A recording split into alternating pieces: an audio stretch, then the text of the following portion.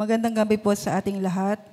Sa pag-aalay natin ng banal na misa, isama po natin sa ating mga panalangin ang pasasalamat ng mananampalataya sa mahal na Birhen, samahan ng mahal na Birhen ng Lourdes, the Boys of NSDL, Four Peace ng San Pedro, Mayor Willie and Elvira Kiat, Marieta Comia and Family, Kadapi and Dr.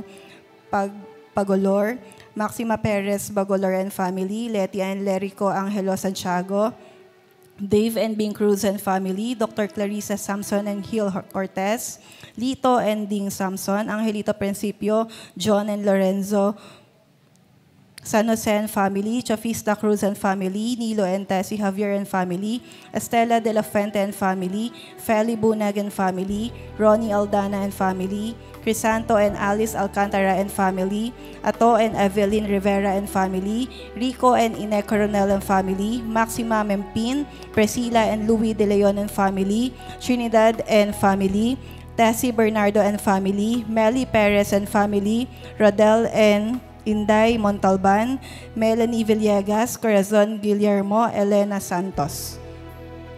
Lorenzo and Zenny Javier and Family, GE Production, Daisy S.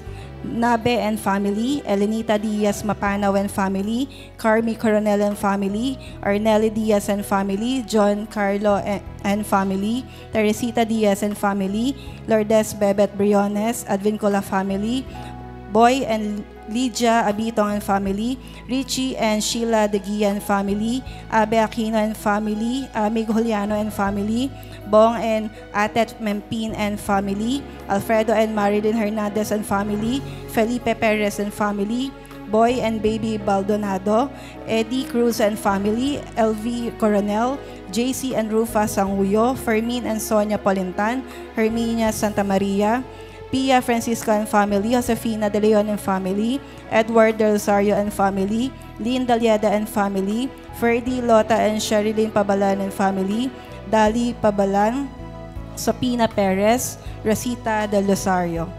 Pasasalamat pa rin po ni na Richard and Edna Abitong, Remy Ramos, Christina Recta and family, Domingo Ramos, Jeffrey Ramos, John Paul and Norlene Pascual and family, Yabot family, Clea Maris Bernardo, Aida Mendoza and family, Florentina Villanueva and family, Lina San Gabriel and family, Victor Silva and family, Susana Villanueva and family, Fermin and Sonia Polintan and family, Hermenia Santa Maria and family, Eduardo and Marie Chris Manalaysay, Ian Gonzalez, Benjamin and Cynthia Perez and family, Amelia and Mark Daniel Nicole Alcantara and family, Junior Tadeo.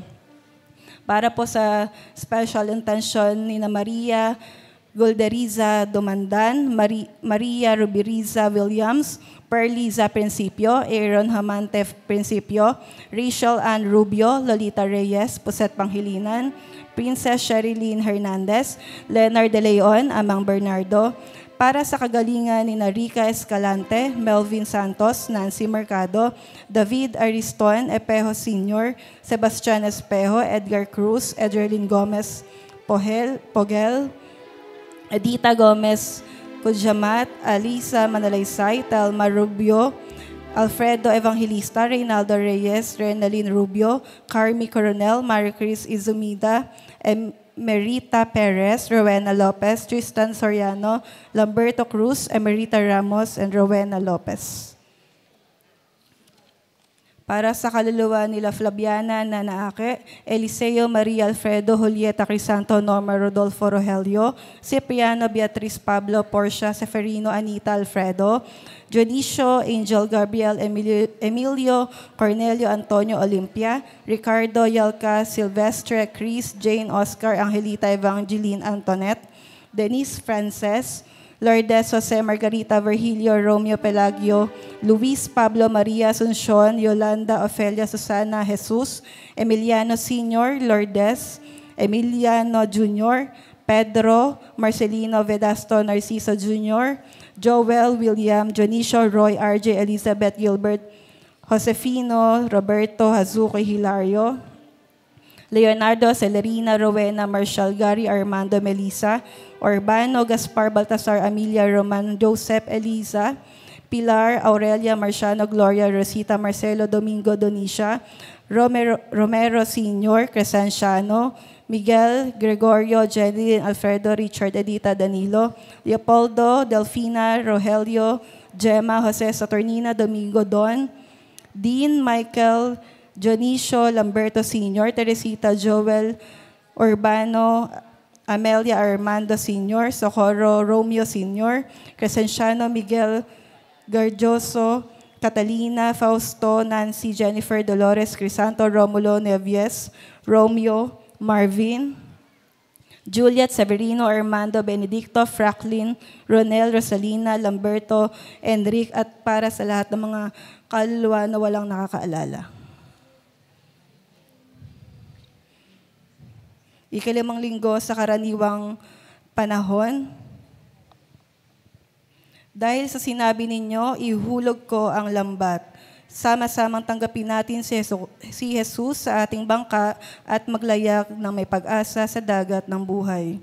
Sa liturhiya, sa Pebrero 11, ipinagdiriwang ang pagunita sa mahal na Birhen ng Lourdes at pandaigdig na araw ng mga may sakit at ang kanilang tagapag-alaga. Sa groto, maaaring magmisa na may pagpapahid ng banal na langis sa may sakit. Ang mga samahang pagsimbahan ay maaaring dumalaw sa ospital sa susunod na mga araw. Ang second collection ay para sa mga programa sa may sakit ng Episcopal Commission on Healthcare. Turo ng simbahan, kapag tinanggap natin ang Panginoon sa ating bangka, makapaglalayag tayo sa dagat. Kasama si Jesus, makapaglalayag tayo ng may pag-asa sa dagat ng buhay na hindi sumusuko sa mga pagkabigo. Kapag walang nahuli at hindi nasisiraan ng loob at nagsasabi na wala tayong magagawa. Tandaan natin sa ating buhay o sa buhay man ng simbahan o lipunan, mayroong maganda at buong tapang na may magagawa tayo.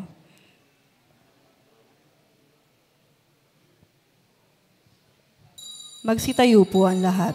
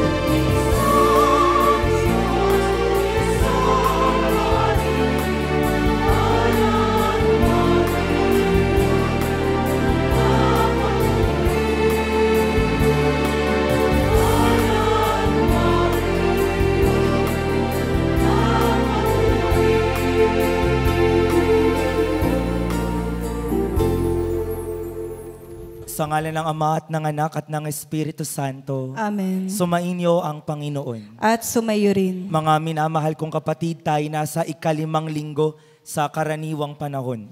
At upang tayo'y mas maging marapat gumanap sa ating pagdiriwang, aminin muna natin ang ating mga kasalanan. Tayo pong lahat inaamin ko sa makapangyarihang Diyos. At sa inyo, mga kapatid, nalubha akong nagkasala sa isip, sa salita at sa gawa at sa aking pagkukulang. Kaya isinasamo ko sa mahal ng Birheng Maria, sa lahat ng mga anghel at mga banal, at sa inyo mga kapatid, na ako'y ipanalangin sa Panginoong ating Diyos. Kaawaan tayo ng makapangyarihang Diyos, patawarin tayo sa ating mga kasalanan, at patnubayan tayo hanggang sa buhay na walang hanggan. Amen.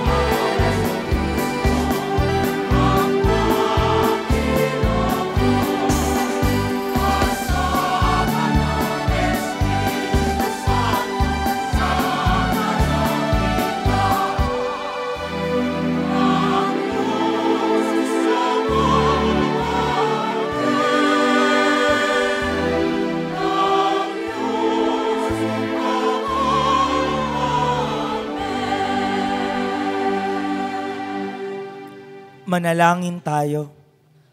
Ama naming makapangyarihan, lagi mong lingapin at patnubayan, kaming mga kabilang sa iyong angkan.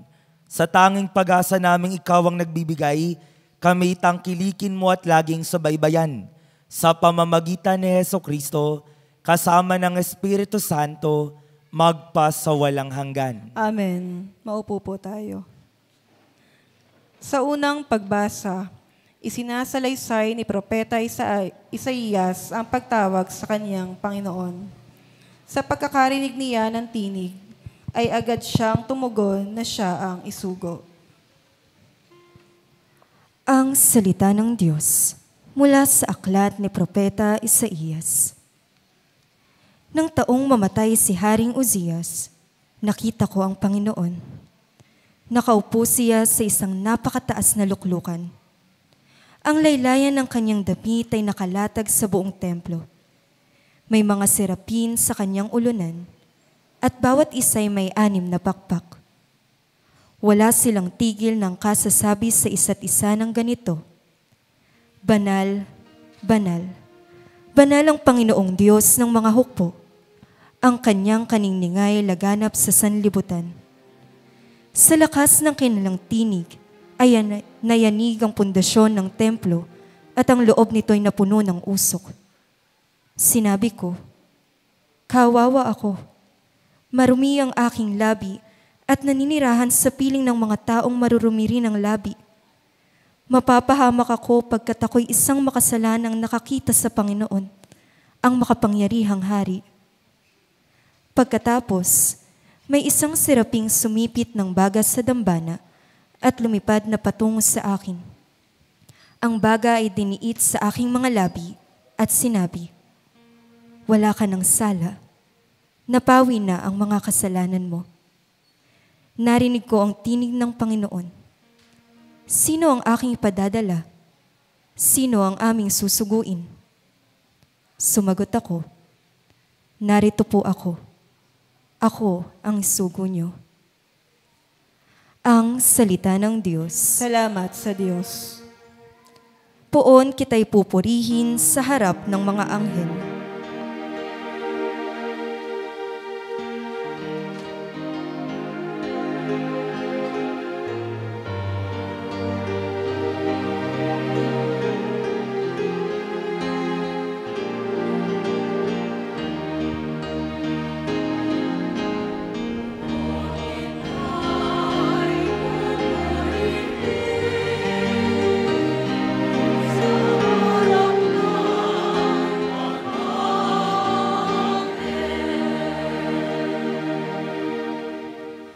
Ako poon buong puso nga awit ng pasalamat. Sa harap ng mga anghel, pupurihin kitang ganap. Sa harap ng iyong templo ay yuyuko at gagalang. Pupurihin kita roon, pupurihin ang iyong ngalan.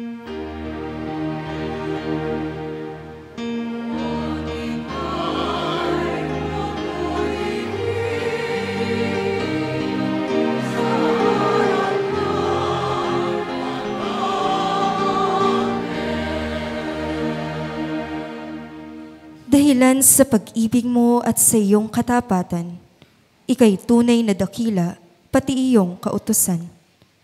Noong ako ay tumawag, tinanggap ko ang tugon mo. Sa lakas mong itunulong, ay lumakas agad ako.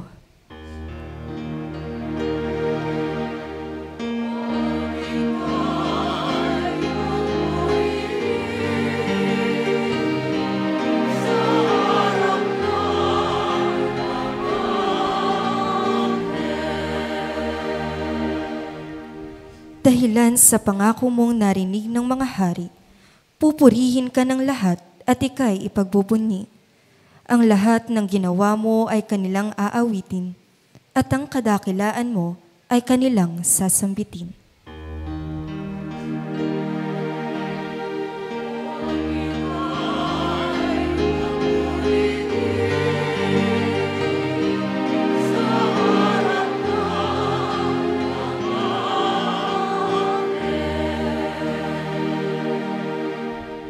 Nahahandang harapin mo, mapupusok kong kaaway. Ligtas ako sa piling mo, sa lakas na iyong taglay. Yaong mga pangako mo ay handa mong tupding lahat. Ang dahilan nito, poon, pag-ibig mo'y di kukupas, at ang mga sinimulang gawain mo'y magaganap.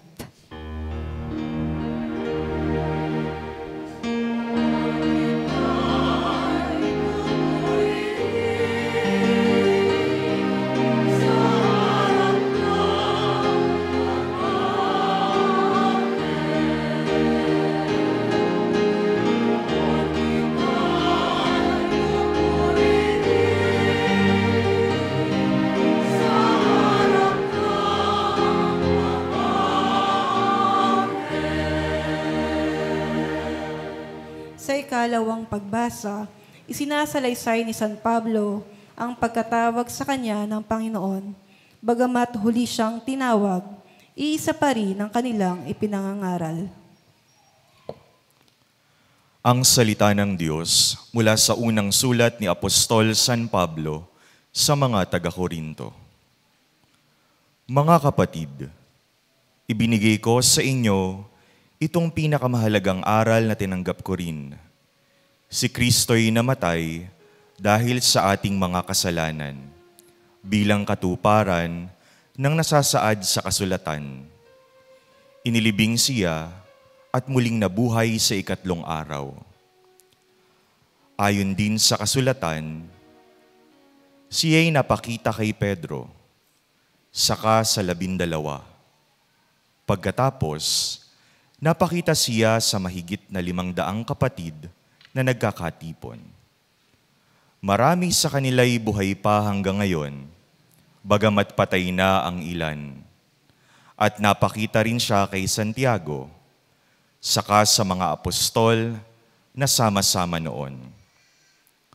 Saka huli-hulihay, napakita rin siya sa akin, bagamat ako'y tulad ng batang ipinanganak ng di kapanahunan.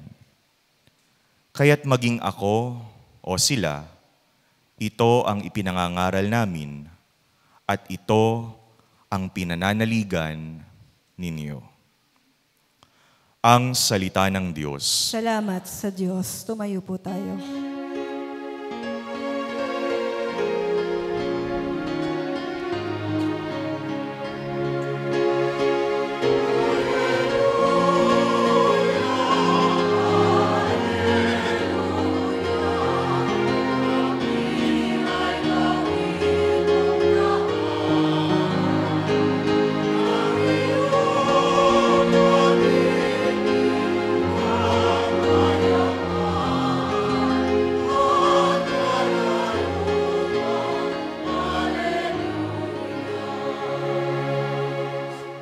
Sumunod kayo sa akin, at kayo'y aking gagawing katambal ko sa tungkulin.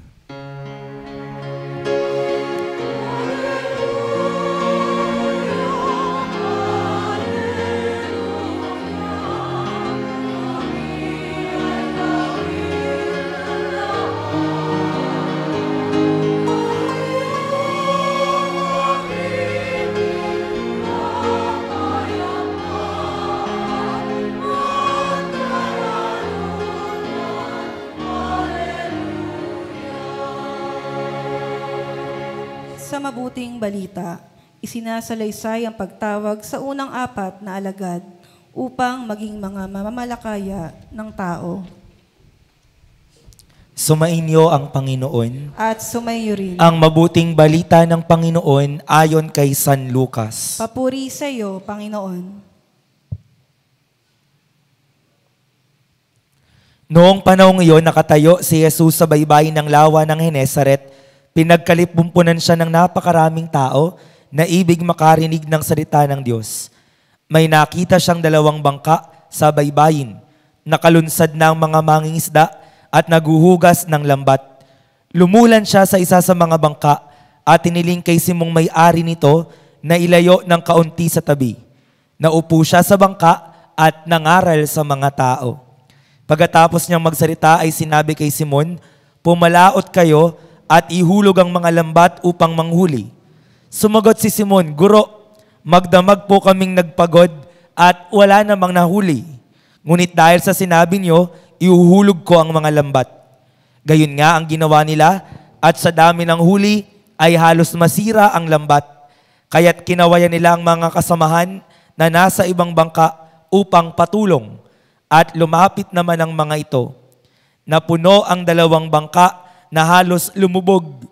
Nang makita iyon ni Simon Pedro, siya'y nagpatira pa sa paanan ni Jesus at nagsabi, "Lumayo po kayo sa akin, Panginoon, sapagkat ako ay makasalanan." Nang gilala siya at ang kaniyang mga kasama dahil sa dami ng kanilang huli, gayon din sina Santiago at Juan, mga anak ni Zebedeo, mga kasosyo ni Simon. At sinabi ni Jesus kay Simon, "Huwag kang matakot, mula ngayon mamamalakaya ka ng mga tao." Nang maitabi na nila ang kanilang mga bangka, iniwan nila ang lahat at sumunod kay Jesus. Mga minamahal ko, ang mabuting balita ng ating Panginoon. Pinupuri ka namin, Panginoong Hesukristo. Magandang gabi po sa inyong lahat. Nasa ikawalong araw na ho ba tayo, no? Ng ating paghahanda para sa kapistahan ng mahal na Birhen ng Lourdes. Palakpakan natin ang ating pintakasi.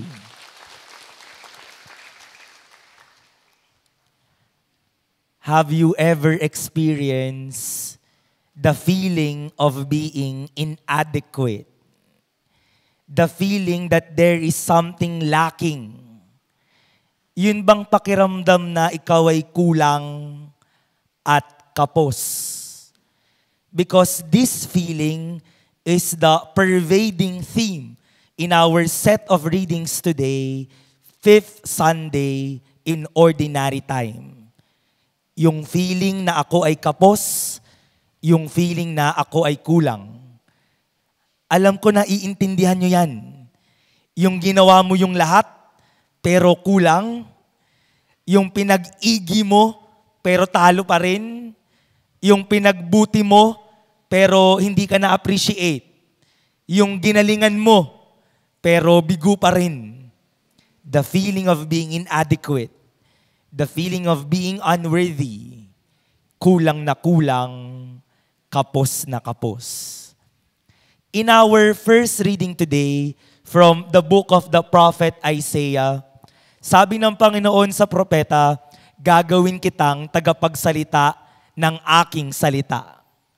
Pero may agam-agam si Isaiah at ang sabi niya, wait lang ho, no. Sure ka ba?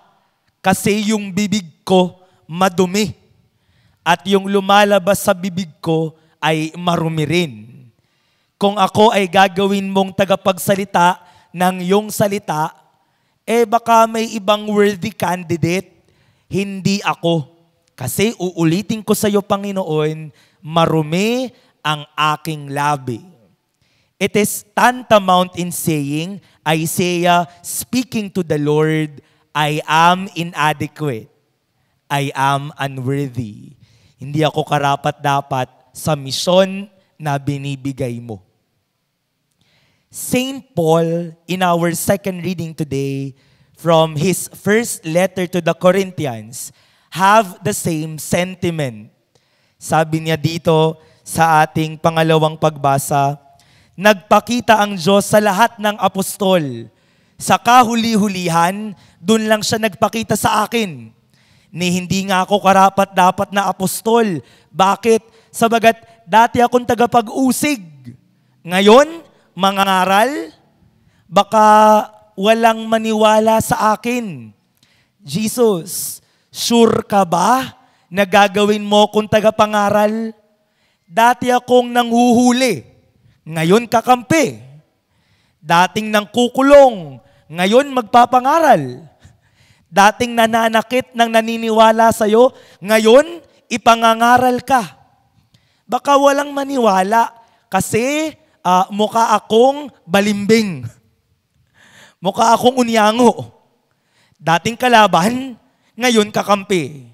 Lord, are you sure of the mission you are giving me? It is as if Paul is speaking to Jesus, I am unworthy of the mission. I am inadequate for the mission. Peter in our gospel today. Maghapon siyang nangingisda. May nahuli ba siya? Parang awa nyo, sagutin niyo ako. Ayan. May nahuli ba siya? Ala, ayan. Maghapong nangingisda, walang nahuli. Pero kung ako si Pedro, ma-offend ako nito. Kasi si Peter, all throughout his life, he was a fisherman. Yan ang hanap buhay niya, mangingisda. At ang kanyang expertise nasaan? Sa dagat. Sabagat buong buhay ko, mangingisda ako. Eto na, may dumating si Jesus, anak ng karpintero. Lang kinalaman sa pangingisda. At ang sabi ng anak ng karpintero, huwag ka kasi dyan manghuli. Kung ako si Pedro, luko ka ba? Buong buhay ko, ito ginagawa ko. Huwag mo akong pangaralan. Huwag mo akong pangunahan. But Peter, sabi niya, sige na nga para mapahiya ka, tingnan mo. Kahit ilipat ko yung lambat, maghapon nga ako dito, wala ngang huli. But to Peter's surprise, upon following the order of Jesus, nung nilipat niya yung lambat sa kabila, nagulat siya, a miracle happened. A great catch happened. So sobrang dami nang nahuli, nagtawag pa ng mga kasamahan sa kabilang bangka, tulungan nyo kami, sabagat marami ang huli. Tapos, pagka kita niya na maraming huli, I want you to be familiar with the gospel. Napansin at na-realize ni Pedro na ang kaharap niya ay ang anak ng Diyos. That's why he told Jesus, "Depart from me, for I am a sinner." Lumayo ka sa akin, makasalanan ako. Hindi tayo magkalibel, banal ka, makasalanan ako. Lumayo ka, Panginoon. Peter is actually saying, "Depart from me. I am unworthy. I am inadequate." My dear brothers and sisters, Isaiah, Paul, and Peter, across all readings today, they have admitted, I am unworthy. I am inadequate. I am not worthy of the mission. Hindi ako pwede sa misyong yan. Kasi kung ako lang, kapos ako, kulang ako, marami akong kahinaan. And that is the same sentiment we all feel. Madaming pagkakataon sa buhay natin, we feel that we are inadequate. Madaming beses sa buhay natin, nasabi na rin natin, ano bang kulang sa akin? Saan ba ako nagkulang? Sa mga magulang na dito, sasabihin mo sa isip mo, bakit ganun? Pinagsumikapan ko ang pamilya ko. Pinagsumikapan kong magtrabaho para sa mga anak ko. Bakit yung anak ko, ang tigas pa rin ng ulo? Bakit yung anak ko, ayaw pa rin sumunod? Bakit yung anak ko, bastos pa rin? Mapapatanong yung magulang, sa anak ko, I am inadequate. Sa anak ko nagkulang. Naunawaan niyo ako, di ba ho? O kaya mga anak, mga kabataang dito, marami ding mga batang nagsisimba. Sasabihin ng bata, ginagalingan ko, pinagbubuti ko, nagpapakabait ako. Pero itong nanay ko, hindi ma-appreciate. Ang nakikita lang ng nanay ko, yung sablay ko. Ang nakikita lang ng tatay ko, yung pagkukulang ko. Sasabihin tuloy ng bata, I am giving my best. Pero hindi napapansin, saan pa ba ako nagkukulang? We feel many times, the youth of the day, we feel inadequate. Sa trabaho, sasabihin mo, naku, bakit ba yung katrabaho ko? Demonyong yun, na-promote pa. Tatamad-tamad yun. Nakaupo lang. Tapos ay sumusobra pa sa lunch break yun. Pero na-promote. Ako, halos mamatay-matay na sa opisinang to. Hindi man lang makita ng boss ko. At hindi ako ma-promote. Saan ba ako nagkulang? the feeling of being inadequate. Sa mga misis na nandito, mukhang marami naman dito mga misis na ho, no? Sino ba mga misis dito? Taas ang kamay. Yung iba, hindi pa nagtataas ha. Mukha namang misis ha. Joke lang. Biro lang ho, no?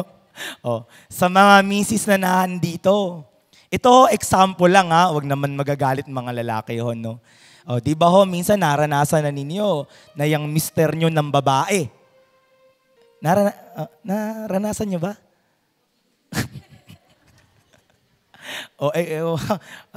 Wag naman sana kung hindi pa, no? Pero kung naranasan mo ng babae yan, tapos nahuli mo, sasabihin mo, yan ba pinalit mo sa akin? Kapangit naman. Lamang na lamang ako, sabay lugay mo yung buhok mo, no? At sasabihin mo, pagkatapos mong magalit-galit, sabihin mo sa asawa mo, hoy, binigay ko lahat sa'yo. Naghanap ka pa ng iba. Saan ba ako? Ayan, pag pinagtaksilan ka, the feeling, I am inadequate. Di ba ho, no? Ganyan. Meron akong estudyante sa Kalumpit, sabi niya, Father, tingnan mo nga tong report card ko. Tinignan ko, ang taas naman ng grade. 93, 94, ang pinakamababa niya 91. Mataas yun, di ba? Siguro may 89 ka, no? Mataas yun na 91 ang pinakanyang mababang grade. Sabi ko, kamusta naman? Anong reaction ng parents mo? Alam mo, Father, pinakita ko sa nanay ko.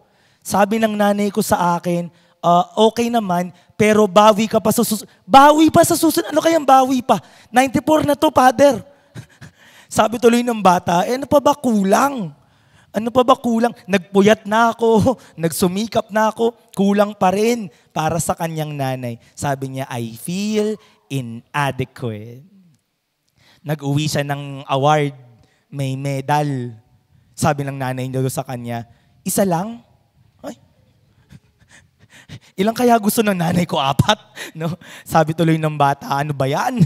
Nagsunog na ako ng kilay, I feel inadequate. My dear brothers and sisters, we can cite many more examples, but you get my point.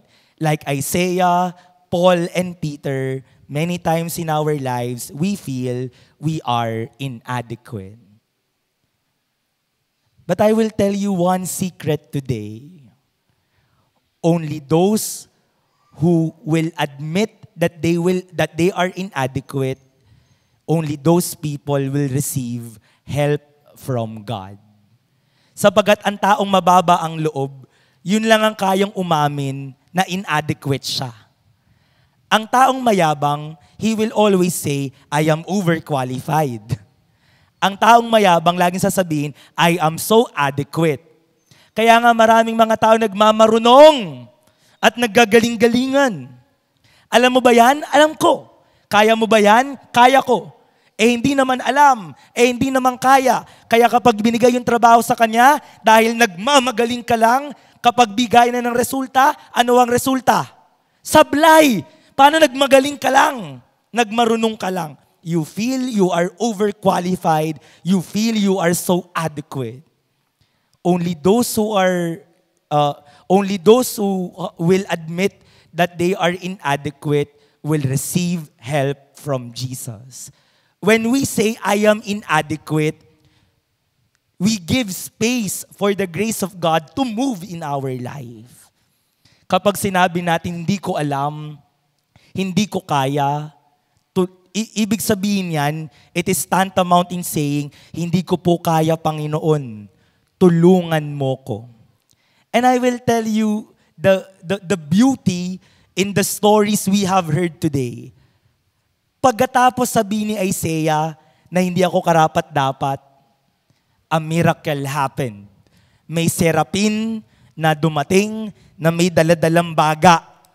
At yung baga, pinahid dun sa bibig nung propeta.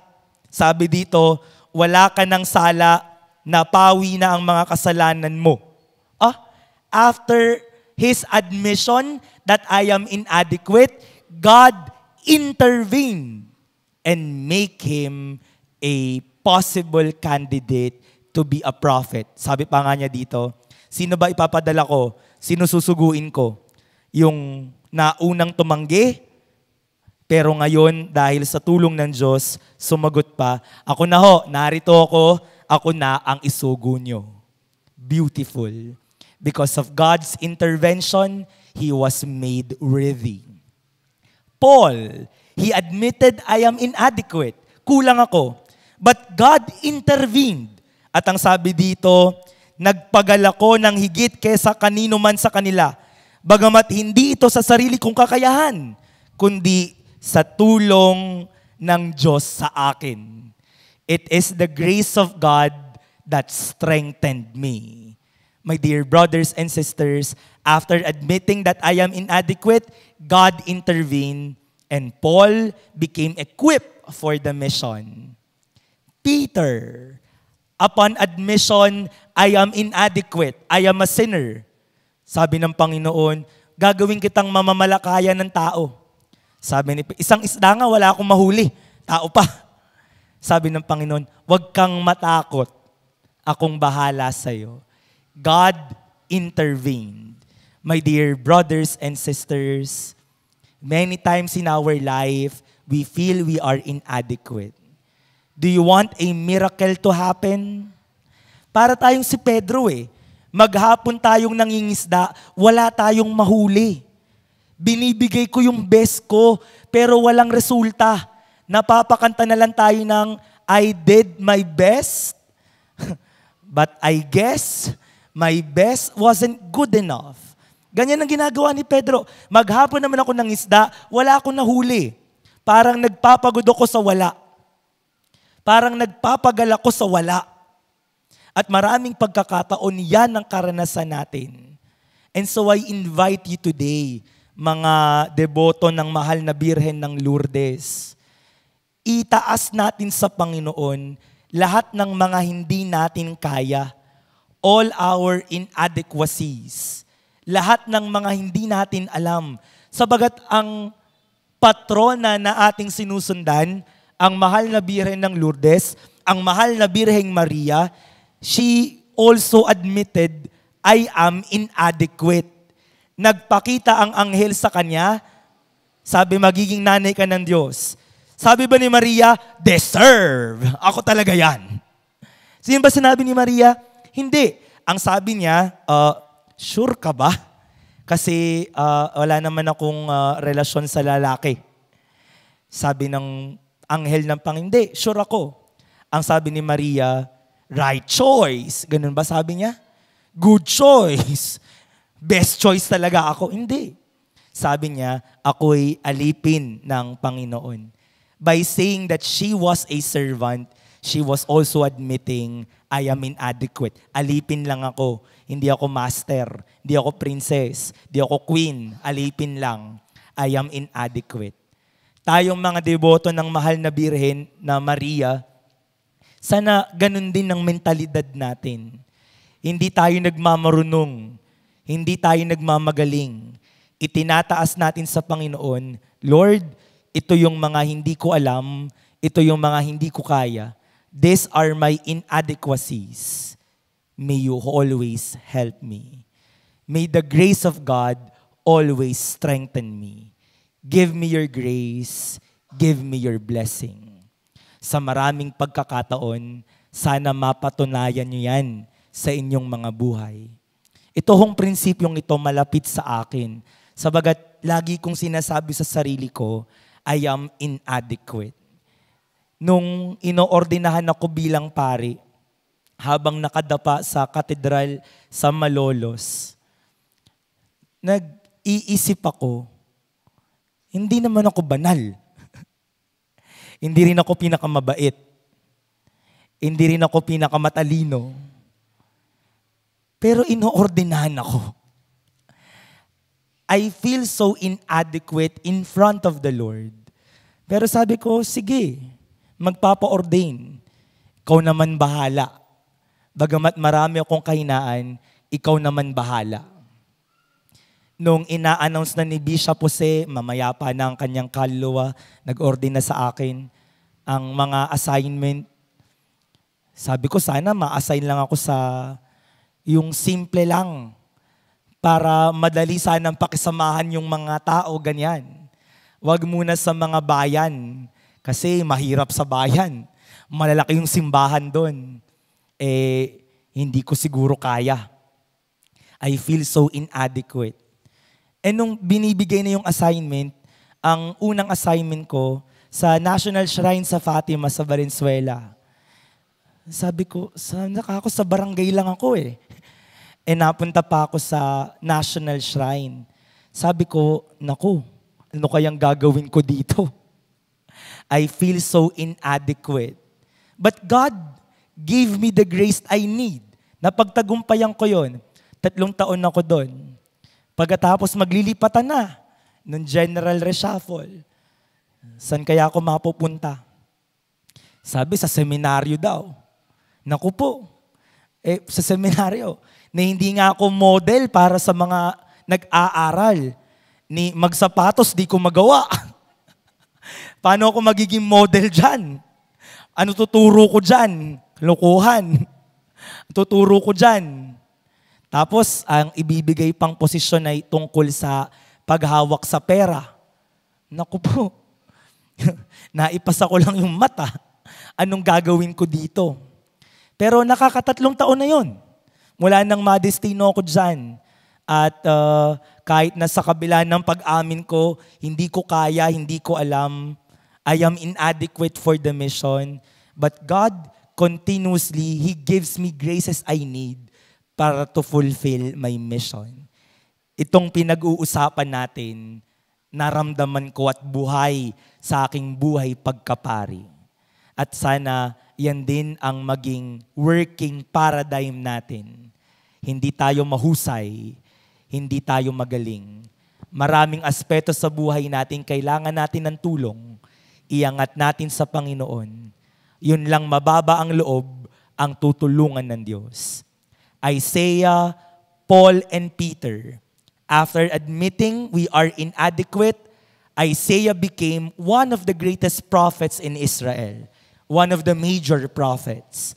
Paul, he became one of the greatest missionaries, if not the greatest missionary for the church. And Peter, he became the first pope of the Catholic Church. They started with the humble admission, di ko alam, hindi ko kaya. If you wish to be great, if you want to be great, if you want God to move in your life, then please admit, Lord, I am inadequate. I need your help.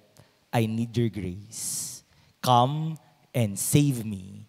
Come and rescue me. Amen. Magsitayo tayo. Ipahayag ang pananampalataya. Sumasampalataya ako Sa isang Diyos sa mga makapangyarihan sa lahat, na may gawa ng langit at lupa, ng lahat ng nakikita at di nakikita.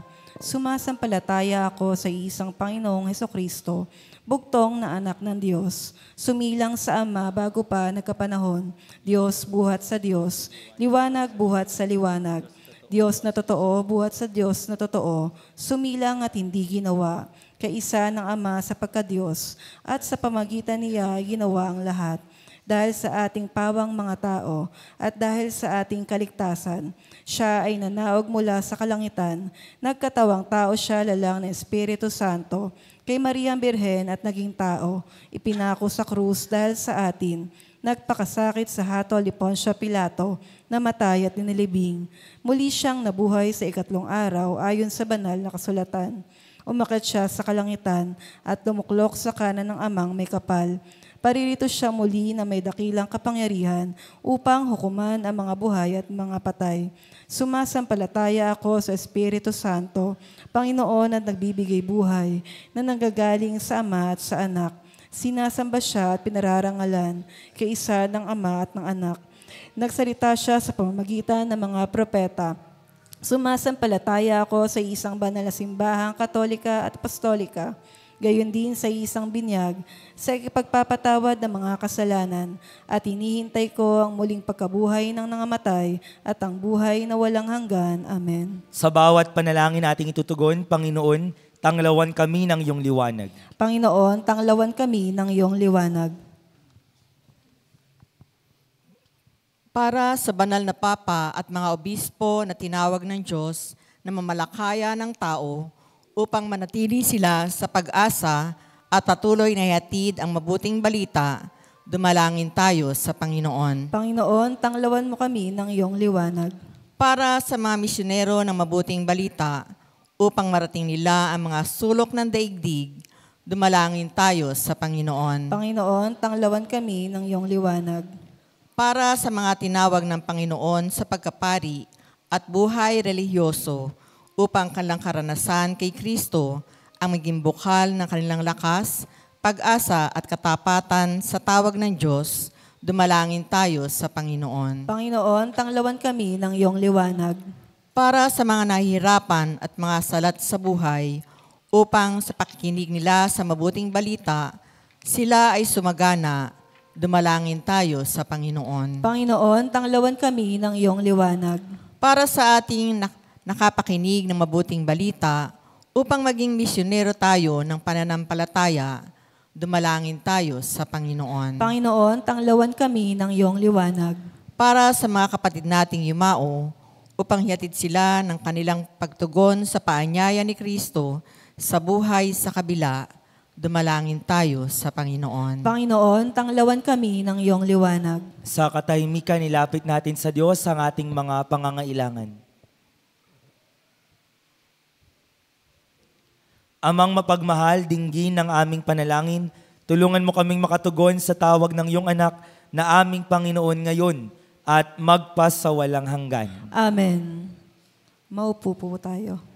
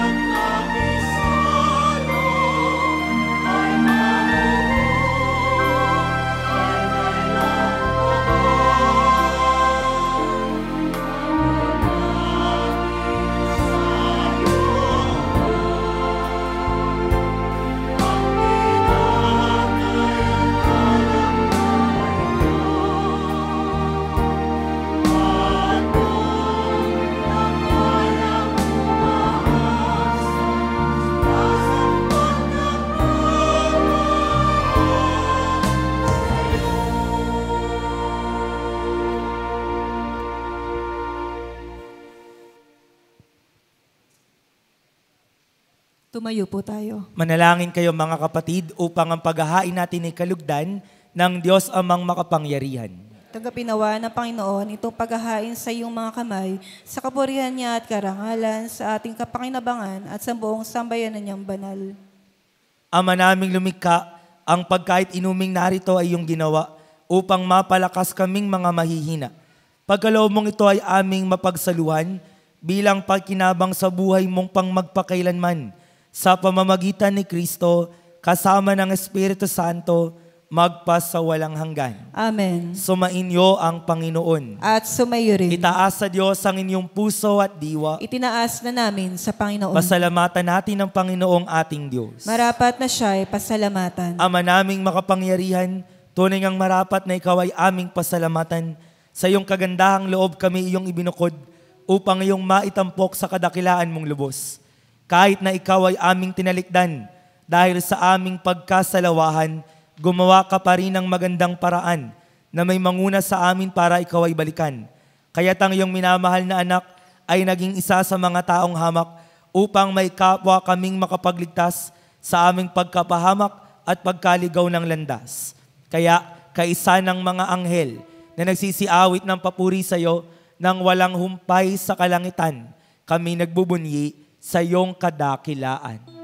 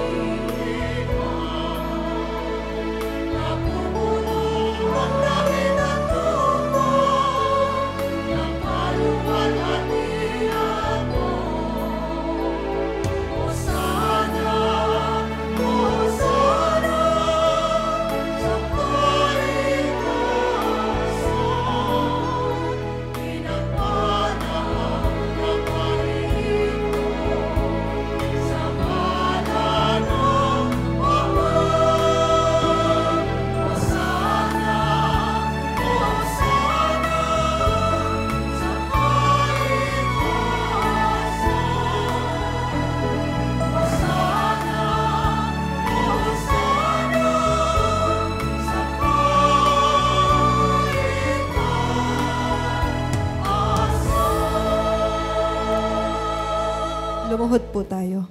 Sa mga nakatayo po sa labas, kanang kamay sa dibdib. Ama naming banal, ikaw ang bukal ng tanang kabanalan, kaya't sa pamamagitan ng iyong Espiritu, gawin mong banal ang mga kaloob na ito upang para sa amin maging katawan at dugo ng aming Panginoong Jesucristo. Bago niya pinagtiis ang kusang loob na maging handog, hinawakan niya ang tinapay, pinasalamatan kanya. Pinaghati-hati niya yun, iniyabot sa kaniyang mga alagad at sinabi, tanggapin ninyong lahat ito at kanin, ito ang aking katawan na ihahandog para sa inyo.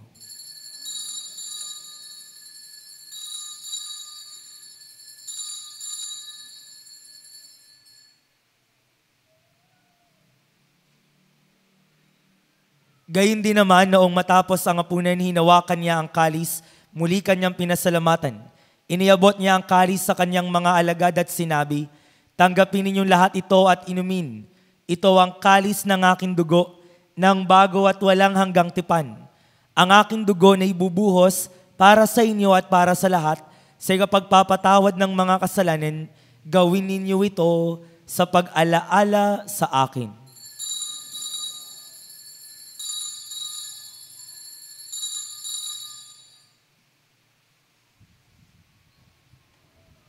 Ipagbunyi natin ang misteryo ng pananampalataya.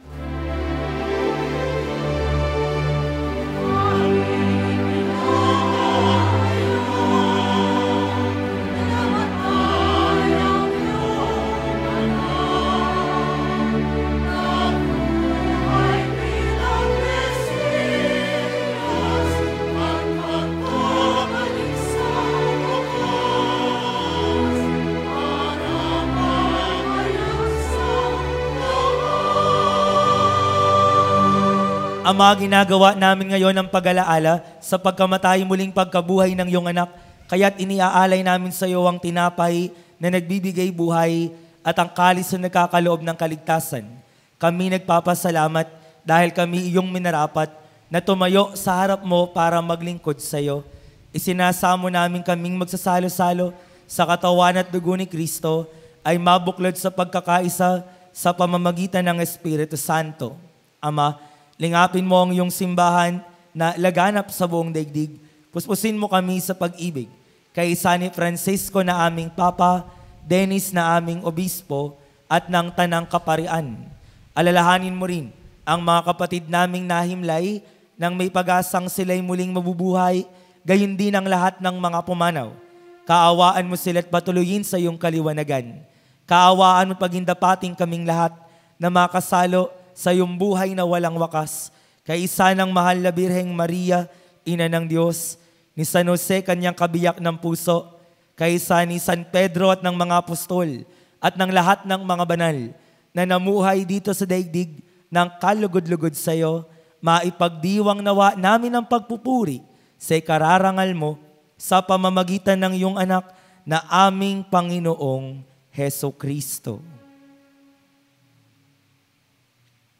Sa pamamagitan ni Kristo, kasama niya at sa Kanya, ang lahat ng parangal at papuri ay sa iyo, Diyos Amang makapangyarihan, kasama ng Espiritu Santo, magpa sa walang hanggan.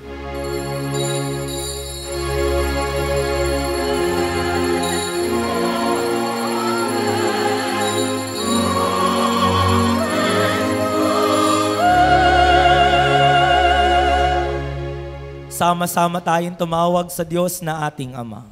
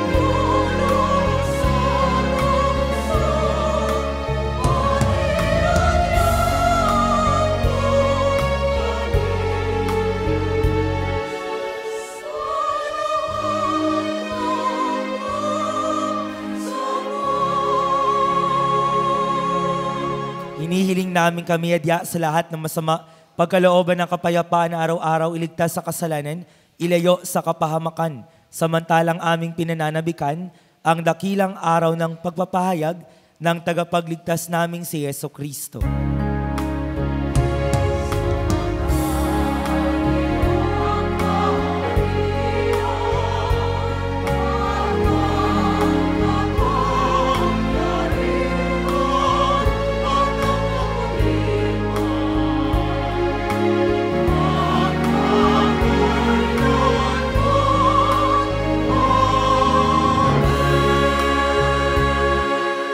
Panginoong Jesucristo, sinabi mo sa iyong mga apostol, kapayapaan ang iniiwan ko sa inyo, ang aking kapayapaan ang ibinibigay ko sa inyo. Tunghayan mo ang aming pananampalataya, wag ang aming pagkakasala.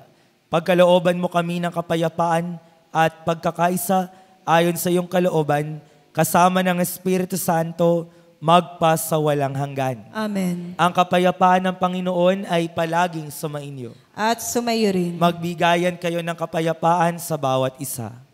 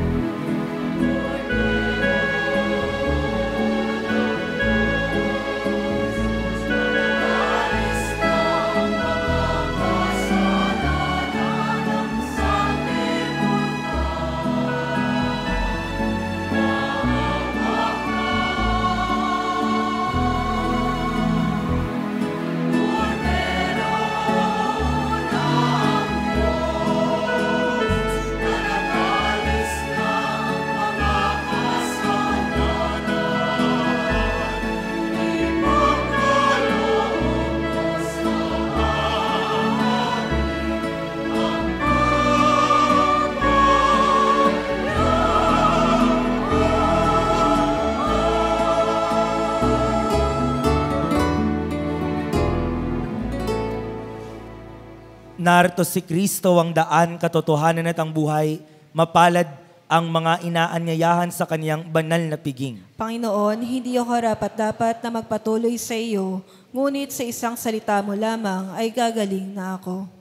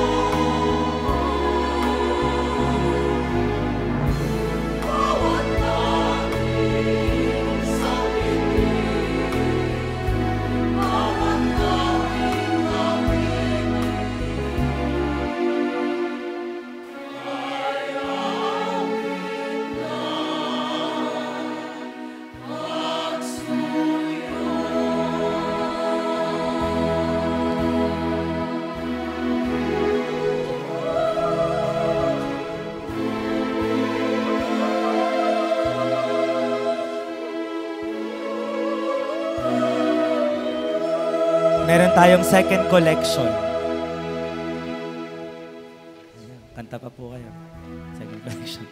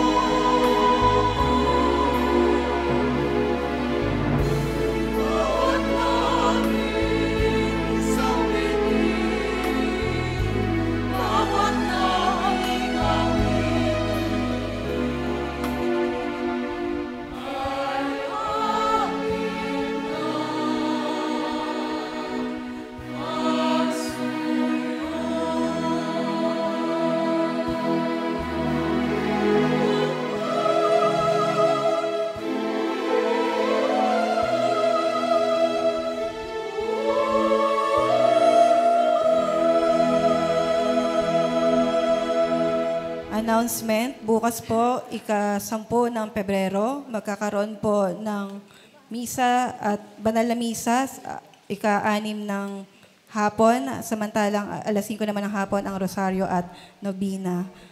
Inuulit po, magkakaroon po ng misa bukas, February 10, ika-5 ng hapon, Rosario at Novena, ika-6 ng hapon, banal na misa. Tumayo po tayo. Manalangin tayo. Ama naming mapagmahal, sa pagkait inuming pagkakaisang binibigay, kami niloob mong makapakinabang, kaysa ni Kristo kami naway makapamuhay, upang sa kapakanan ng aming kapwa-tao ay makapamunga sa kagalakan dito sa sanlibutan. Sa pamamagitan niya, kasama ng Espiritu Santo, magpasawalang hanggan. Amen. Sumainyo ang Panginoon. At sumayo rin. At pagpalain kayo palagi ng makapangyarihang Diyos, Ama at ng Anak at ng Espiritu Santo. Amen. Tapos na ang misa, humayo kayong taglay ang biyaya na nanggagaling sa Panginoon. Salamat sa Diyos.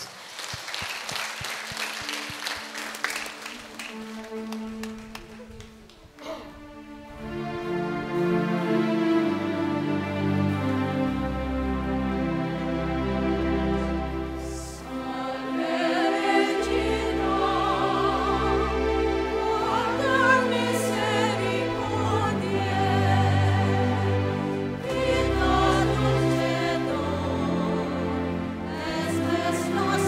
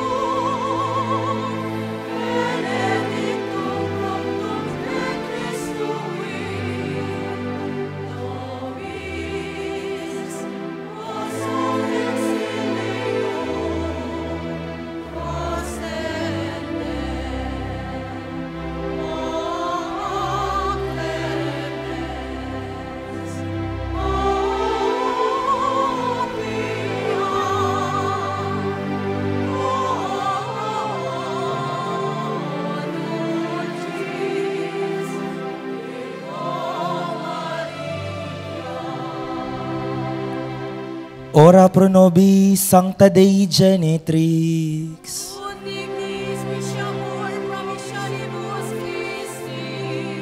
Oremus.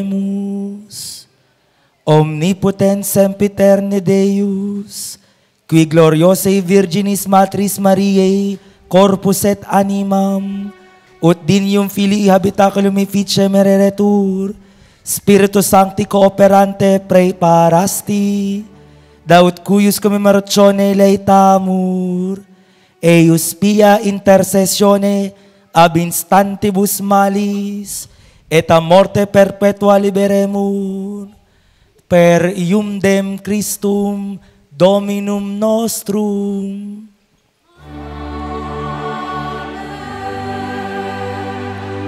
Divinum auxilium maniat semper nobiscum. Palakpakan natin ang mahal na Birhen ng Lourdes.